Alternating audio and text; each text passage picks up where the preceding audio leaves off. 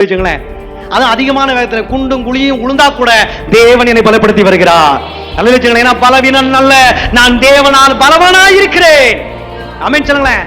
இதுதான் விசுவாச பார்வை. பணம் இல்ல, பொருள் இல்ல, அழிஞ்சு போச்சு, இழந்துட்டேன், நஷ்டமாயிட்டேன், போராடுவோம் மகா பரிசுத்த விசுவாசத்தினால். அல்லேலூயா சொல்லுங்களேன். அல்லேலூயா சொல்லுங்களேன். தேவன் அதை கொண்டு வந்து தருவார். இழந்ததற்கு மேலாய் கொண்டு வந்து தருவார். அதை கொடுத்தவர் தேவன் தான்.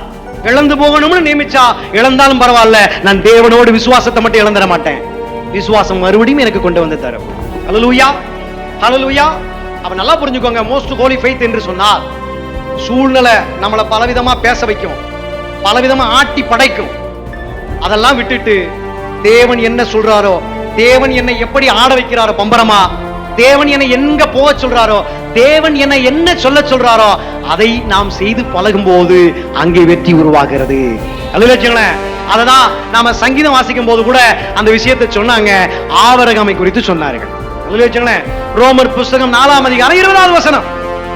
அவன் சந்தேகப்படல, அவன் தேவனை விசுவாசித்தான், முழுவதுமாய் கர்த்தர் நம்பினான். சூழ்நிலை சொல்லுது, உனக்கு வயசாயிட்டு, உன்னால குழந்தை பெக்க முடியாது, உன் மனைவியை பார், அவள் மலடா இருக்கிறா, கற்பம் செத்து போச்சு, ரெண்டு பேருமே முதிர் வயது உள்ளவங்களா இருக்கிறீங்க. சூழ்நிலை சொல்லுது, நானே முதிர் வயது உள்ளவனா இருக்கிறேன், நானே வயசானவனா இருக்கிறேன், நான் எப்படி ஆண்டவரே குழந்தை பிறக்க முடியும், என் மூலமா எப்படி கிடைக்கும், நீங்க எப்படி வானத்து நட்சத்திரம் போல கடற்கரை மணலை போல நீங்கள் சந்ததிகளை கொண்டு வர முடியும் என்று அவன் சொல்லவே இல்லை. அவன் முழுவதுமாய் நம்பினான். அப்ப நீங்கள் சொல்ல வேண்டும், என் கணவர் குடிக்கிறார், என் கணவரை அடிக்கிறார், என் கணவருக்கு சர்ச்சுக்கு போறதுக்கு சில பிடிக்கல, என் மனைவிக்கு ஆண்டவர் மேல சில விருப்பமே வரல, அவள் ஆண்டவரை தேடல, அவ பக்தியா இல்ல, ஒரே சினிமாவையும் ஒரே உலக வாழ்க்கையும் அவள் தெரிந்து கொண்டிருக்கிறாள்.